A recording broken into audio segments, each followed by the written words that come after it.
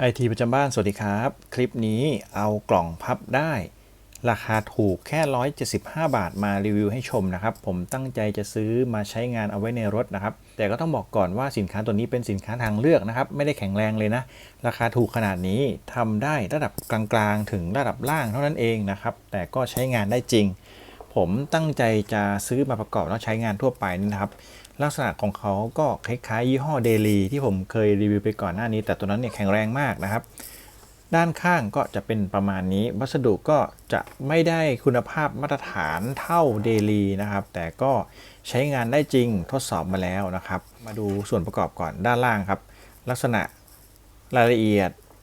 ไม่ค่อยเนียนนะครับแต่ก็เป็นพลาสติกที่ขึ้นรูปมาเป็นกล่องให้ใช้งานได้นะครับสำหรับตัวนี้ฝาก็หิ้วได้จริงนะครับมาดูความแข็งแรงเนี่ยครับวัสดุก็จะบางๆแบบนี้เหมือนสินค้าจีนถูกๆครับแต่ก็สามารถปกป้องฝุ่นได้ใช้งานได้นะครับด้านล่างสำหรับตัวฝานะครับก็จะเป็นแนวเนี่ยครับมันมีโอกาสหลุดได้ทุกเมื่อนะครับให้ใส่ของเบาๆนะถือว่าก็โอเคเอาไว้จับเท่านั้นเองนะครับไว้จับแบบนี้ปิดฝาแล้วก็พอดันปิดลงไปก็จะเรียบนะครับมาดูด้านล่างครับด้านล่างทำมาแบบธรรมดาเนี่ยครับตัวนี้ก็เป็นแค่จุดหมุนเราสามารถดึงออกได้ทุกเมื่อครับดึงออกได้เลยนะครับดึงออกได้เลยแล้วก็ใส่กลับเข้าไปใหม่นะครับในการใส่ก็ดันเข้าไปสลักเบาๆบางๆแค่นั้นเองนะครับพร้อมจะหลุดได้ทุกเมื่อนะแต่พอเราประกอบเป็นสี่เหลี่ยมเป็นกล่องแล้วเนี่ยมันดูแข็งแรงอยู่นะครับก่อนที่จะไปประกอบนะครับมาดูขนาดกันก่อนขนาดของกล่องตัวนี้อยู่ที่40เซนนะครับยาว40กว้าง28เซนตามนี้นะครับส่วนตอนพับเนี่ยความสูงอยู่ที่ประมาณ8เซนนะครับตอนนี้อยู่ที่8เซนฝาค่อนข้างจะดูบอบบางนะครับแต่ก็ใช้งานได้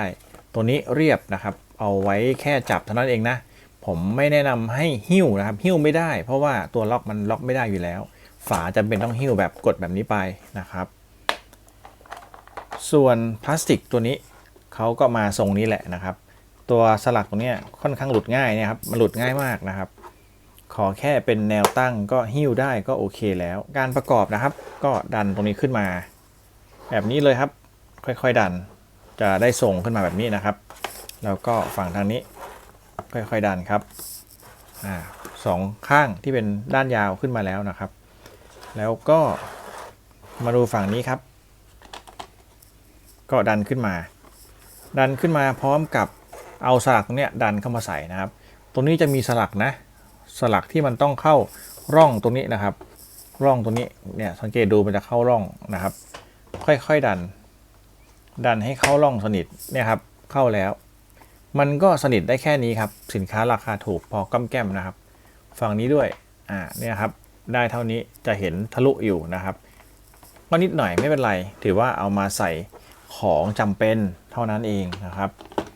ถัดมาอีกฝั่งหนึ่งก็เช่นเดียวกันครับคุณก็กดแบบนี้ฝั่งนี้ด้วยครับโอเคนะครับได้ทรงแล้วนะครับ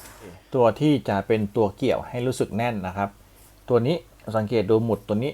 เวลาที่เราดันขึ้นมามันจะมาเกี่ยวตรงนี้เนี่ยครับตะขอตรงนี้มันก็จะดึงได้อยู่นะความแข็งแรงจะอยู่ตรงนี้นะครับพอเราดึงตรงนี้ขึ้นมาเนี่ยตัวนี้จะมาล็อกกันอยู่นะครับทำให้ตัวสีน้ำตาลมันจะไม่หลุดออกจากสีฟ้านะครับตอนนี้ถือว่าพร้อมใช้งานนะครับเราสามารถใส่ของลงไปได้เต็มที่มาดูขนาดนิดนึงครับขนาดด้านในนะครับด้านในความจุผมจะวัดบริเวณแบบนี้นะครับด้านในใส่ของได้ยาว37เซนนะครับส่วนด้านกว้างตรงนี้เนี่ยก็ประมาณ25เซนนะครับส่วนตรงลึกได้ประมาณ21เซนตามนี้นะครับส่วนลึกนะก็ถือว่าขนาดกระทัดรัดกระชับมือนะครับสำหรับไว้ใส่ของในรถหรือใส่ของที่บ้านที่มันพับได้จำเป็นต้องเคลื่อนย้ายนะครับมันบางดีก็ส่วนตัวมองว่าพอใช้นะครับราคา175 บาทมันถูกเวอร์เลย ถูกมากๆใช้งานได้จริงกันฝุ่นได้กันของหล่นได้สามารถรวมกันไปได้นะครับพอมาปิดฝาตอนปิดฝาให้ความรู้สึกว่ามันไม่ค่อยแข็งแรงแหละนะครับเนี่ยแต่ปิดได้นะปิดได้โอเคผมรู้สึกว่าตัวเนี้ยมันตื้นไปหน่อยนะครับมันล้วงนิ้วไม่ได้มันอยู่แค่เนี้ยเนี่ยครับแต่อยู่แค่นี้น่าจะทำให้มันลึกเข้าไปนิดนึงนะครับเท่าที่สังเกตก็ใช้งานได้โอเคนะตอนนี้สามารถหิ้วได้แล้วนะครับหิ้วก็บีบนิดนึงซ้ายเข้าหาขวามันก็แน่นแล้วแต่มันก็จะเจ็บนิ้วหน่อยเพราะว่าตรงนี้มันเข้าได้ไม่ลึกนะครับเข้าใจว่าน่าจะไม่อยากให้ลึกเข้าไปมากเพราะว่าเสียพื้นที่นะครับถ้าเป็นของเบาๆพวกตุ๊กตาพวกเกี่ยวกับเครื่องดื่มเล็กน้อยเบาๆขนมเนี่ยได้แต่ถ้าเกิดเป็นน้ำหนักๆเครื่องดื่มหนักๆเต็มๆเนี่ยผมว่ามันไม่ไหวหรอกมันเจ็บนิ้วนะครับเท่าที่ดูไม่สามารถขึ้นยืนได้ถ้าเป็นเด็กเนี่ยพอได้อยู่นะครับแต่เป็นผู้ใหญ่เนี่ยมันอาจจะทะลุอาจจะแตกได้แต่ก็ไม่เคยขึ้นยืนนะมันยุบแบบนี้มันอาจจะได้ก็ได้นะครับแต่คิดว่ามันก็คงบีบรัดกันเข้าไปตัวเนี้ยมันอาจจะหลุดก็ได้นะครับผมมองว่าเป็นสินค้าทางเลือกที่ค่อนข้างโอเคกับราคานี้ราคาถูกดีนะครับสินค้าจากจีนนี่แหละโอเคก็ไม่น่าเกลียดมากนะครับตัวนี้เป็นสีเขียวฟ้าสวยดีนะครับประมาณนี้นะเดี๋ยว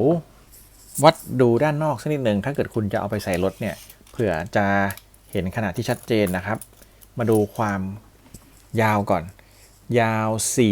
41เซนนะครับ41นะตัวนี้นะครับ41เซนส่วนความกว้างมากสุดเนี่ยอยู่ที่ประมาณ28เซนนะครับส่วนความสูงนะครับสูงทั้งหมดอยู่ที่ประมาณ24เซนจริงๆก็23เซนครึ่งนะครับก็ตีซะ24ไม่ได้สูงมากถือว่ากระทัดรัดน่าใช้พอดีนะครับพอมาเทียบกับตัวเดิมที่ใช้อยู่ที่เป็นยี่ห้อ Underwood ก็จะต่ำกว่าประมาณ6เซนโดยประมาณนะครับอย่างที่เห็นขนาดเตี้ยกว่าส่วนด้านหนาหรือด้านกว้างก็ใกล้เคียงกันมากนะครับถือว่าด้านในก็ค่อนข้างจะใกล้เคียงกันแต่ก็จะสั้นกว่าเล็กน้อยนะครับก็จะรู้สึกว่าเตี้ยลงนิดนึงประมาณ6เซนนะครับสำหรับเด็กที่เอาไว้วางขาหรือวางอย่างอื่นเนี่ยก็จะพอดีนะครับตอนแรกมันสูงไปหน่อยทำให้เวลาเหยียบเนี่ยแล้วเข่าชันขึ้นนะครับตอนนี้ก็พอดีแล้วน่าจะโอเคกับการวางบริเวณหลังคนขับนะครับเขามีวางขาย3สีเดี๋ยวผมจะใส่ลิงก์ไว้ให้ใต้คลิปถ้าเกิดว่าท่านใดกำลังมองหากล่องพอใช้อยู่ก็ตัวนี้ครับคุณภาพพอใช้ไม่มียี่ห้อนะเขาบอกว่าเป็น storage นะครับเป็นสินค้า OEM ราคาถูกน่าจะเป็น copy มาอีกแล้วนะครับตัวนี้จะเขียนไว้ว่า living storage นะครับลักษณะงานดูพลาสติกมันลายๆด่างๆก็หาผ้าชุบน้ำเช็ดก็น่าจะดีขึ้นนะครับก็เอาสินค้าทางเลือกนะครับมาฝากก็สามารถที่จะช่วยลดค่าใช้จ่ายสำหรับคนที่ต้องการประหยัดใช้งานได้จริงราคาถูกดีครับถ้าใดมีคำถามหรือต้องการให้วัดเพิ่มตรงไหนก็คอมเมนต์เอาไว้ได้เดี๋ยวผมจะรีบวัดแล้วมาตอบให้สำหรับคลิปนี้ขอบคุณที่รับชมครับสวัสดีครับ